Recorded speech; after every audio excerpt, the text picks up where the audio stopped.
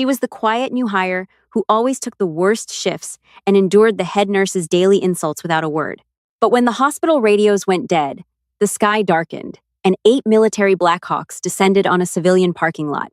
The staff didn't look to the chief of surgery. They looked to her. Mercy General Hospital sat in the sleepy, affluent suburb of Westfield, Connecticut. It was a level 3 trauma center, which was a polite, bureaucratic way of saying they handled broken collarbones from high school football games, the occasional kitchen knife accident, and elderly patients who had taken a bad fall down their carpeted stairs. The most action the emergency department saw on a typical Tuesday was a severe allergic reaction to a bee sting. Into this ecosystem of mundane medical care stepped Clarice Hayes. Clarice was 34, though she possessed a sort of ageless, exhausted quality that made her look either 25 or 40, depending on the lighting. She had been hired 6 weeks ago as a staff RN. Her resume on file was aggressively unremarkable. A nursing degree from a mid-tier state school, a few years at a quiet clinic in the Midwest, and a vague gap in employment she attributed to caring for a sick relative. To the rest of the staff, Clarice was practically invisible. She was the one who restocked the pediatric crash carts without being asked. She was the one who quietly mopped up vomit when the janitorial staff was on break. She always wore long-sleeved, slightly oversized navy scrubs, her dark hair pulled back into a severe, utilitarian bun. And she was the favorite punching bag of head nurse Brenda Carmichael. Brenda was a woman who wielded her clipboard like a broadsword. She had been at Mercy General for 20 years and defended her territory with vicious, petty micromanagement. "Hayes," Brenda snapped, her voice cutting through the low hum of the nurse's station. "Did you re-inventory the Pyxis machine in Bay 2? Because if I find one missing vial of fentanyl, I'm writing you up. Again." Clarice didn't look up from the chart she was organizing. "Yes, Brenda. Inventory is logged. Count is perfect." Her voice was soft, devoid of any edge or sarcasm. It was a tone that infuriated Brenda, who thrived on conflict. "Well, go check it again," Brenda ordered, "and then take over bedpan duty in room 4. Dr. Aris is doing a consultation, and he doesn't want anyone distracting him." Dr. Thomas Aris was the department's golden boy. At 32, he was an attending physician who never let anyone forget he had completed a fellowship at Johns Hopkins. He wore tailored scrubs, had perfectly coiffed hair, and treated the nursing staff as if they were slightly slow children, designed exclusively to fetch him coffee and chart his brilliant deductions. Clarice simply nodded, stepping away from the desk. She moved with a strange, fluid grace. A keen observer might have noticed that her footsteps made absolutely no sound on the linoleum, or that her eyes constantly, reflexively scanned the exits, the blind corners, and the hands of everyone she passed. But there were no keen observers at Mercy General. 10 minutes later, Clarice was quietly emptying a medical waste bin in Trauma Bay 1 when Dr. Aris strutted in, followed by a panting medical student. On the bed lay a 60-year-old man who had been in a minor fender bender. "Standard whiplash," Aris was declaring to the student, barely glancing at the patient's monitor. "Give him 800 milligrams of ibuprofen and discharge him. We need the bed." Clarice paused by the door. She looked at the patient. His skin was slightly pale, cool to the touch. His breathing was just a fraction too shallow. She glanced at the monitor. Heart rate was 105, slightly elevated, but normal for a stressful car crash. Blood pressure was 110/70. Fine. But Clarice saw the subtle distension in his abdomen, the way the man favored his left side, and the micro-expressions of pain tight around his eyes. "Excuse me, Dr. Aris," Clarice murmured, keeping her eyes lowered.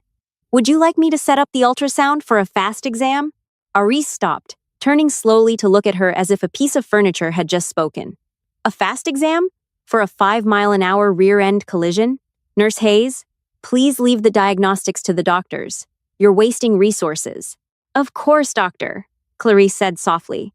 "It's just that his seatbelt bruising aligns with the lower left quadrant, and a heart rate of 105 with a borderline blood pressure could indicate early compensatory shock from a splenic microlaceration." The room went dead silent. The medical student stared at Clarice. Aris flushed a deep, ugly red. "Are you questioning my assessment?" Aris hissed. "No, doctor," Clarice said smoothly, instantly retreating into her shell of submissiveness. "I just thought a Hopkins man like yourself would want to be absolutely thorough for the student's benefit." The flattery, deployed with surgical precision, hit its mark. Aris puffed out his chest, adjusting his stethoscope. Well, yes, for the student's benefit. Go get the machine, Hayes. But make it quick. 2 minutes later, the ultrasound wand slid over the patient's abdomen. Aris stared at the screen, the color draining from his perfectly tanned face. There it was, a dark pool of free fluid around the spleen. The man was bleeding internally. If Eris had sent him home, he would have bled to death in his sleep. I caught it just in time, Eris stammered to the student, quickly recovering his bravado. Get him to CT, now. Page general surgery. Good thing I decided to double-check. Clarice was already out the door, quietly pushing her cleaning cart down the hall. She didn't need the credit. She just needed the man to live. That was the rule she lived by now. Stay quiet, save who you can, and never, ever draw attention to yourself. But Clarice's quiet life was about to be obliterated. It started at 2:14 p.m. The emergency room was caught in the mid-afternoon lull. Brenda was online shopping at the main desk. Dr. Aris was sipping an iced latte and complaining to a resident about his golf swing. Clarice was methodically checking the expiration dates on the trauma shears in the supply closet. Then, a low, subsonic vibration rattled the glass doors of the ambulance bay.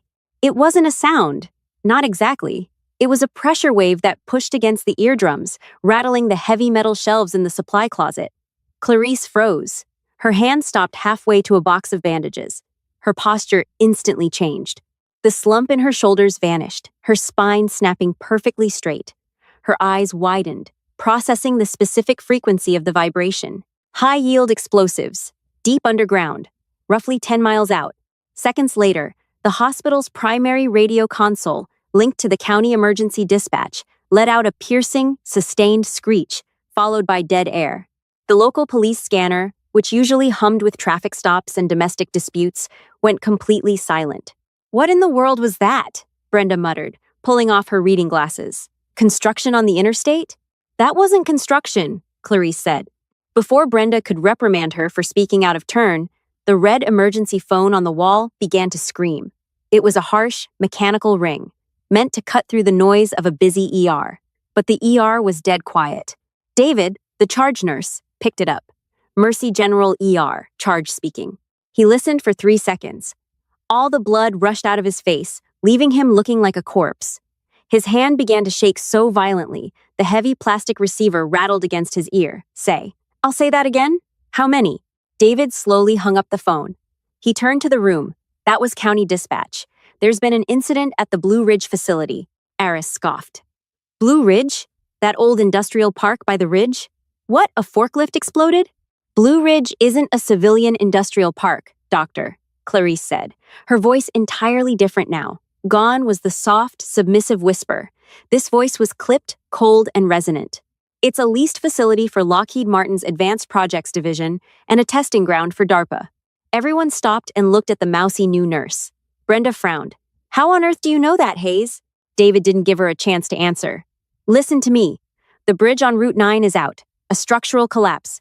The city's Level I Trauma Center is completely cut off from the blast zone. We are the closest hospital. Okay, Aris said, rubbing his hands together, trying to look confident. So, we'll get a few burns, some smoke inhalation. We have 3 trauma bays. We can handle it.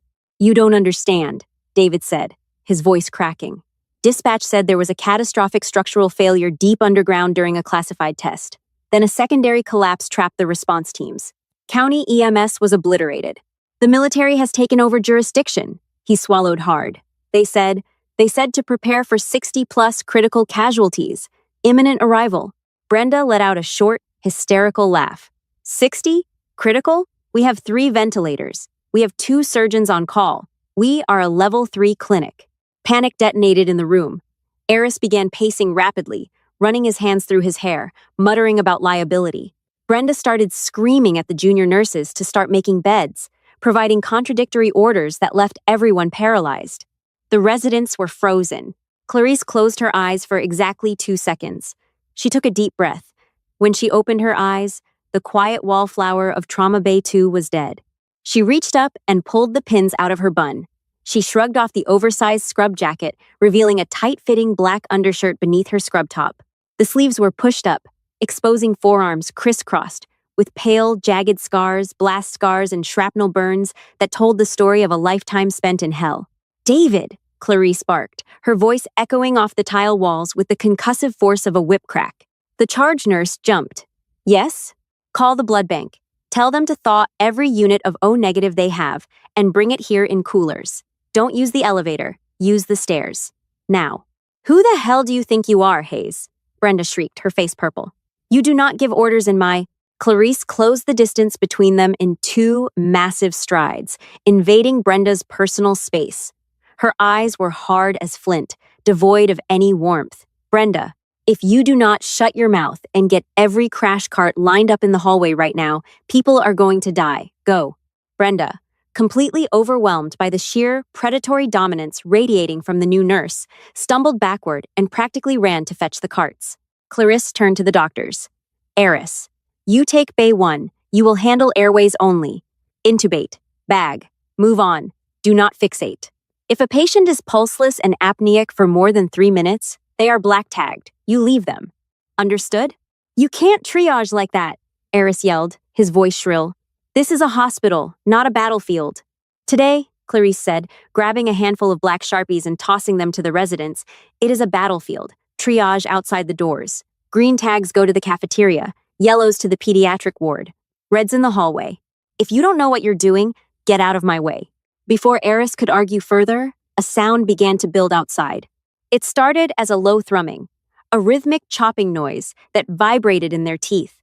It grew louder, exponentially, until it was a deafening roar. The heavy, reinforced glass doors of the ambulance bay rattled furiously. The wind outside whipped into a violent frenzy, tearing signs from their posts and bending the streetlights. My God, David whispered, looking at the security monitors. There were no ambulances on the screen. Instead, the sky above the hospital parking lot was black, with military aircraft. 8 helicopters. 2 massive CH-47 Chinooks hovered higher up, establishing a perimeter, while 6 dark, menacing UH-60 Blackhawks descended in perfect, terrifying synchronization. These weren't standard medevac choppers painted white with red crosses. These were matte black, heavily modified, with no identifying numbers, the unmistakable transport of the Joint Special Operations Command. The downwash from the rotors was apocalyptic. It ripped the roof off the smoking shelter, flipped 2 parked sedans, and shattered the upper floor windows of the hospital lobby. Dust and debris formed a blinding tornado in the parking lot. Clarice hit the manual override for the ambulance bay doors. They slid open, and the smell hit them instantly. A visceral metallic cocktail of burning aviation fuel, superheated ozone, and the coppery stench of massive blood loss. Gowns and gloves! Clarice roared over the deafening noise, grabbing a massive trauma bag that she had quietly packed 10 minutes ago. Move! The first Blackhawk touched down. Before the wheels even fully settled on the asphalt, the side doors were kicked open. Men in heavy tactical gear, smeared with soot and blood, began sprinting toward the ER, dragging litters holding mangled bodies. They wore multicam uniforms, plate carriers, and tactical headsets. Their weapons, short-barreled rifles with suppressors, were slung tightly to their chests. These were not local National Guardsmen. These were elite operators, and their faces were masks of pure, frantic desperation. "I need a surgeon!" the lead operator screamed, kicking a gurney through the sliding doors. He was a mountain of a man, his face painted with someone else's blood. On the litter was a soldier whose left leg ended in a horrific, ragged stump below the knee. The makeshift tourniquet applied in the field was failing. Blood was pumping out in bright red rhythmic arcs, pooling onto the floor in seconds. Dr. Eris stepped forward, took one look at the sheer volume of arterial blood, and completely froze. His hands went limp. His expensive medical education had not prepared him for combat trauma. "Doctor!" the operator roared, shoving Eris. "He's bleeding out! Fix him!" Eris opened his mouth, but nothing came out. He backed away, trembling. "Step aside, Eris." Clarice's voice sliced through the chaos like a scalpel. She slid across the blood-slicked floor, dropping to her knees beside the gurney. She didn't flinch at the gore. Her hands moved with a mechanical, terrifying speed. "Hold pressure here," Clarice commanded the operator, physically guiding his massive, gloved hands onto the patient's femoral artery. She ripped open a sterile pack, grabbing a hemostat. His femoral is completely retracted. The field tourniquet is slipping because of the mud and blood. Without waiting for a doctor, Without asking for permission, Clarice plunged her bare gloved fingers directly into the ragged wound cavity of the soldier's stump. She dug through the severed muscle tissue, her face a mask of absolute concentration, until she found the thick, pulsating hose of the severed femoral artery. Clamping, she stated, clamping the hemostat down hard. The geyser of blood instantly stopped. She looked up at the charge nurse. David, push 1 gram of TXA, hang 2 units of ONEG on the rapid infuser, and get me a bone injection gun for an IO line. Now. The massive SOF operator, staring down at her, was breathing heavily. He looked at Clarice's name tag, which simply read C. Hayes RN. Then, he looked at her face. He looked at the jagged scars on her forearms. He looked at the specific, uniquely tactical way she had wrapped the hemostat clamp. The operator's eyes widened in disbelief. The aggressive, frantic panic melted off his face, replaced by profound shock. Angel? The operator whispered, his voice cracking over the roar of the incoming choppers. Clarice didn't look up. Keep pressure on the secondary bleed, Sergeant. I've got the main artery. You're supposed to be dead, the operator stammered, pulling off his helmet. They said you died in Fallujah. They told us the Angel of Death was KIA in the insurgent raid. Dr. Eris, still paralyzed against the wall, managed to choke out a sentence. What are you talking about? She's a floor nurse. The operator slowly stood up, looking at Eris with pure disgust, then looked back down at the woman kneeling in the blood. Floor nurse? The massive soldier said softly. That woman is Major Evelyn Cross, former commander of the premier JSOC Forward Surgical Team. She's the highest-rated combat trauma surgeon in the history of the United States military. The ER went completely still, save for the hum of the monitors. Brenda dropped a tray of instruments. It clattered loudly on the floor. Eris looked like he had been struck by lightning. Clarice finally looked up, locking eyes with the operator. Her expression was deadly flat. Evelyn Cross died in the desert, Sergeant, Clarice said coldly, her hands still deep inside the patient's leg. My name is Clarice. And unless you want this man to die on my floor, you are going to get on the radio, tell those other 7 birds to land, and get me a bone saw. Do you understand? The operator snapped to attention, an instinct ingrained by years of combat. Yes, ma'am. He keyed his radio. Command, this is Viper 1. Medical control has been established. You are clear to bring them all down. I repeat, bring them all down. The Angel is here. Outside, the 7 remaining Blackhawks flared their rotors, preparing to unleash a wave of casualties that would push the small suburban hospital to the absolute brink. And at the center of the storm, Clarice Hayes wiped the blood from her forehead, picked up a scalpel, and prepared to go to war. The sliding doors of Mercy General's ambulance bay did not close again for 3 agonizing hours. As the 7 remaining Blackhawks touched down in rapid, chaotic succession, the quiet suburban parking lot was permanently transformed into a militarized forward operating base. The relentless, concussive roar of the heavy rotor blades shattered the remaining structural glass in the main lobby, sending a blinding hurricane of pulverized dust and debris tearing through the pristine, heavily sanitized corridors of the hospital. Through the storm of chaos, the casualties poured in without mercy. They came strapped to folding canvas litters, carried by JSOC operators whose faces were grim, hardened masks of exhaustion and soot. Others limped through the doors, leaning heavily on their bleeding comrades, leaving thick red boot prints across the polished linoleum. There were 34 critical patients in total, a catastrophic, unmanageable number for a small Level 3 trauma center, originally built to handle minor sports injuries and the occasional kitchen accident. Clarice stood at the absolute epicenter of the storm, a flawless maestro conducting a symphony of controlled violence. Bay 1, massive facial trauma, secure the airway, Clarice shouted, her voice cutting cleanly through the cacophony of screaming men and blaring telemetry alarms. Bay 2, bilateral femur fractures. Get the pelvic binder and start the rapid infuser immediately.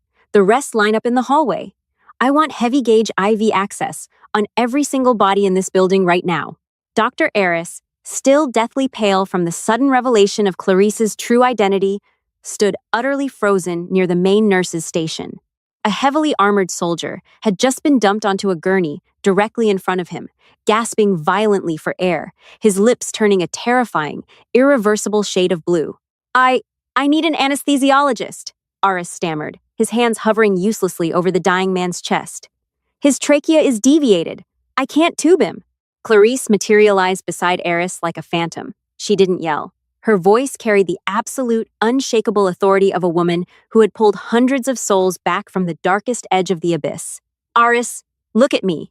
Eris snapped his terrified eyes to hers. He has a tension pneumothorax, Clarice stated with icy precision, pressing Eris's trembling hand directly onto the soldier's rigid chest. Air is trapped in the pleural space. It's crushing his heart. He will code in 40 seconds. You are a Johns Hopkins graduate. Second intercostal space, mid-clavicular line. Puncture it. With what? Aris panicked, looking around wildly. We don't have a chest tube kit prepped. Clarice reached over, grabbed a massive 14-gauge intravenous needle from the nearest supply cart, and slammed it aggressively into Eris's palm. You don't need a tube. You need a hole. Do it. Now. Aris swallowed hard. He found the collarbone, counted down 2 rib spaces, and drove the thick needle deep into the chest cavity. A loud, distinct hiss of trapped, escaping air echoed between them. Instantly, the soldier took a massive, agonizing gasp of oxygen. The blue tinge faded from his lips. Eris stumbled back, staring at his blood-stained hands. He had just saved a life with raw, brutal, improvised battlefield medicine. Good, Clarice said, already turning away. Now go to the man with the shrapnel in his shoulder. Move. Further down the hall, head nurse Brenda Carmichael was backed into a corner, hyperventilating as bleeding. Heavily armed soldiers filled her pristine hallway. Clarice walked up, grabbed Brenda firmly by the shoulders, and physically hoisted her up. I can't, Brenda sobbed. There's too much blood. We don't have the authorization. Paperwork is dead, Clarice interrupted, her grip tightening until Brenda gasped. These men took a blast to protect whatever classified secrets are buried under that mountain. Go to the blood bank coolers. Log every unit of O negative that goes into an IV line. If you drop a single bag, I will end you. Understand? Brenda stared into Clarice's eyes and saw the angel of death.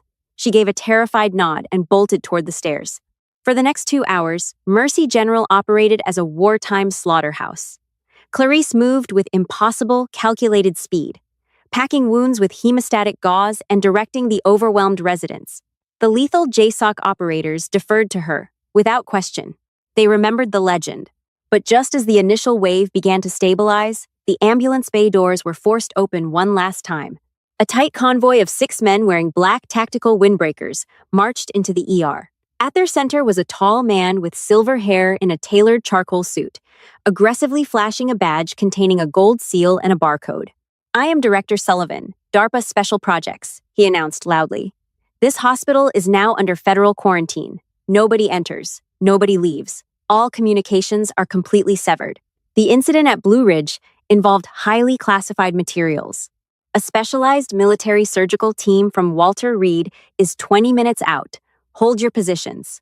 20 minutes? Aris interjected, his newfound medical confidence suddenly flaring. Half these men will bleed out by then. Sullivan's men slowly unholstered their weapons. Doctor, you will stand down. That is a direct order. Before Eris could respond, a frantic shout came from outside. Make a hole! We need a doc right goddamn now! 2 massive operators rushed in, dragging a reinforced military stretcher.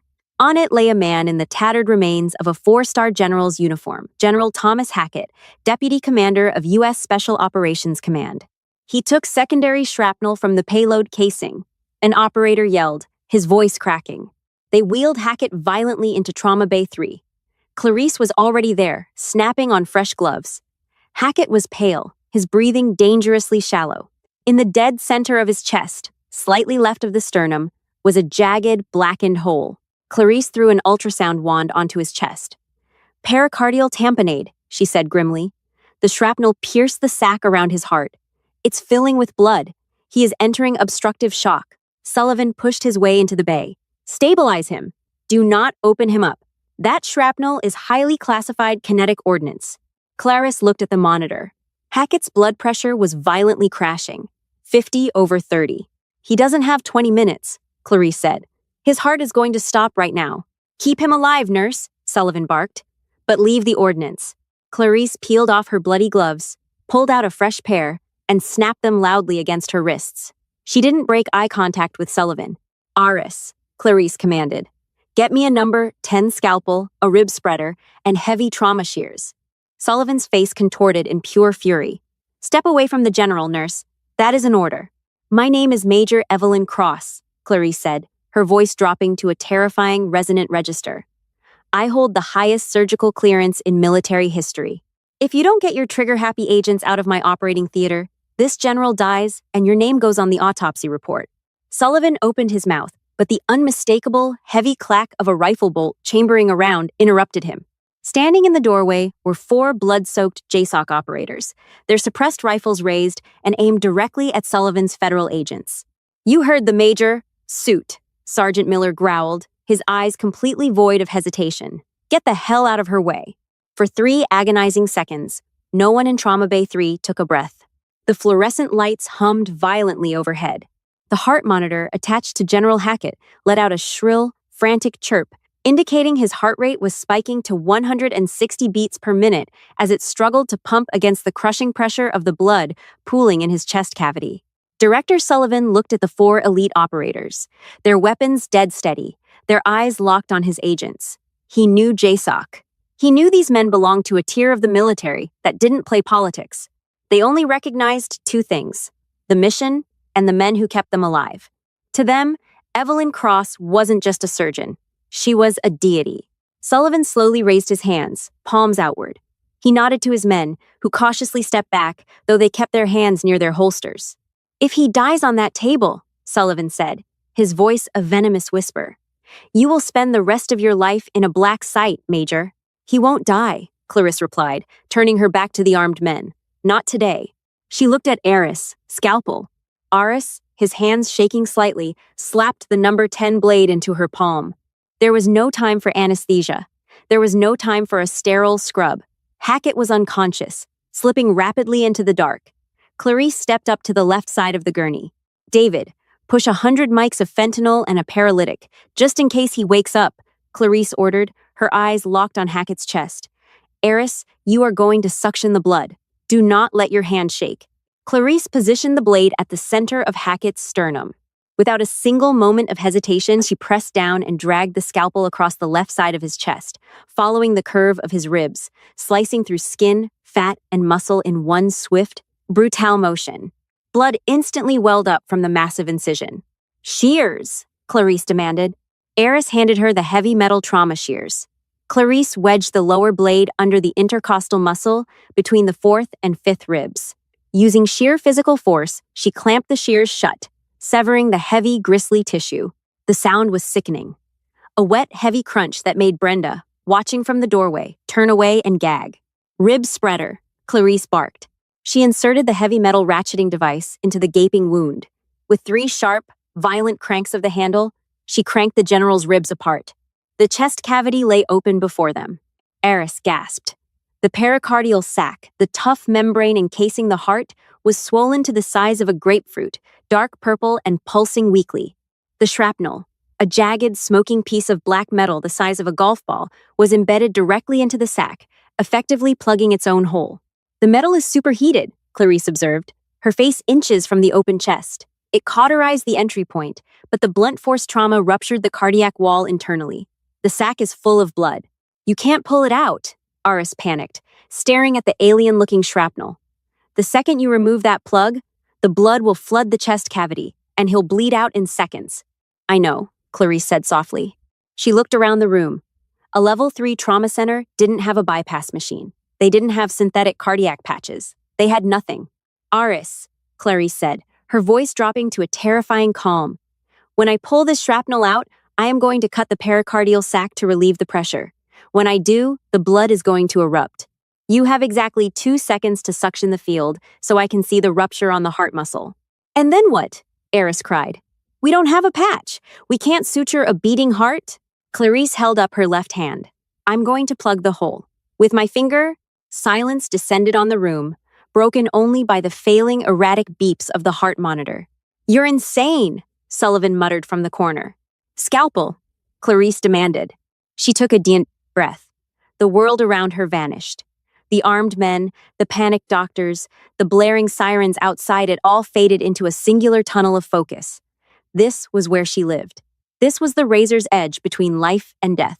With her right hand, she gripped the jagged edge of the black shrapnel. With her left, she held the scalpel poised over the swollen purple sac. 3, Clarice counted. Eris gripped the suction tube, his knuckles white.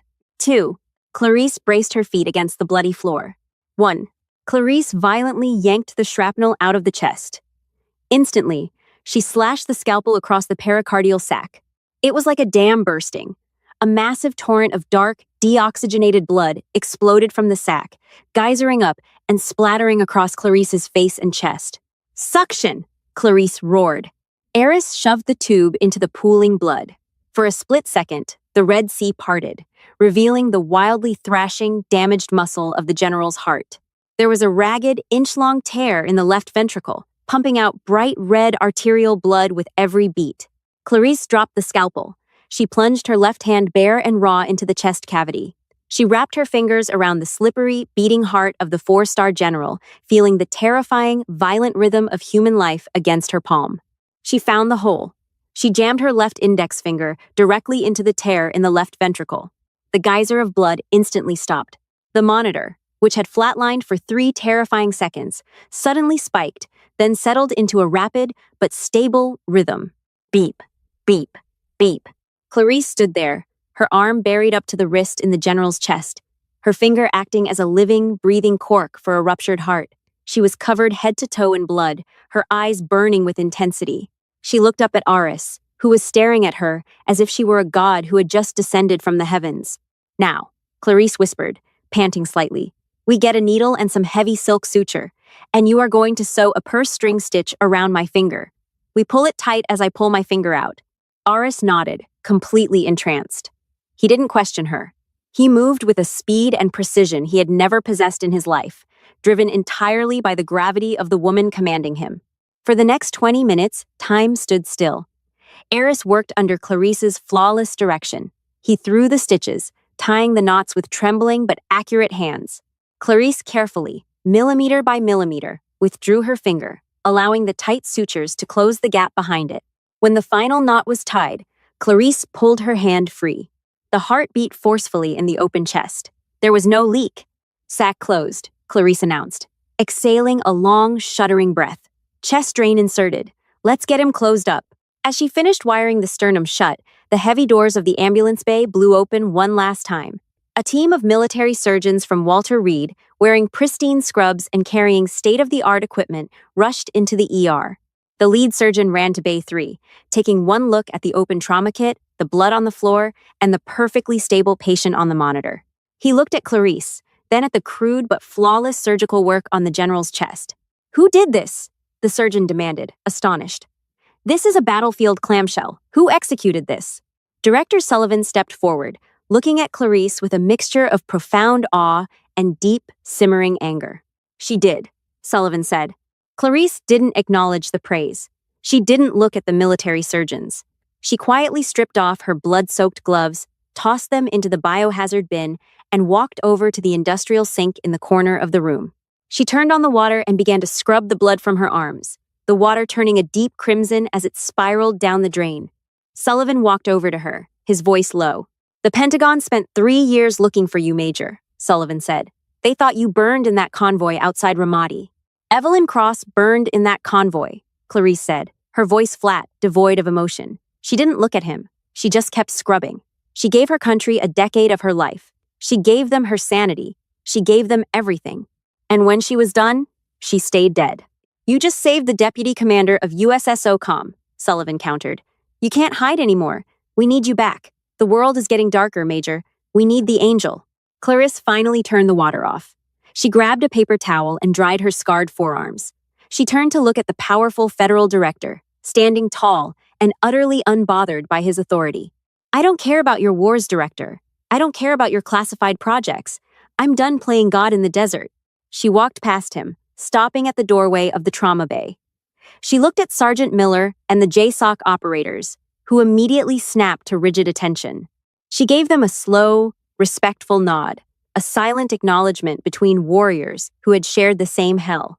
Then she looked at Dr. Eris and head nurse Brenda, who were standing perfectly still, staring at her with wide, terrified eyes. "Aris," Clarice said smoothly. The general needs his antibiotics rotated every 4 hours. Brenda, the trauma bay needs to be sterilized and restocked before the end of the shift. Brenda swallowed hard. Yes, Nurse Hayes. Clarice gave a faint, almost imperceptible ghost of a smile. Good, Clarice said, stepping out into the chaotic, echoing hallway of the suburban hospital. Because I'm on my coffee break. Did Clarice just prove that true heroes never clock out?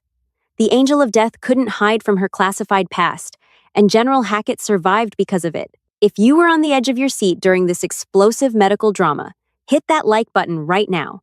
Share this incredible story with your friends, and subscribe to our channel for more heart-pounding hidden hero narratives.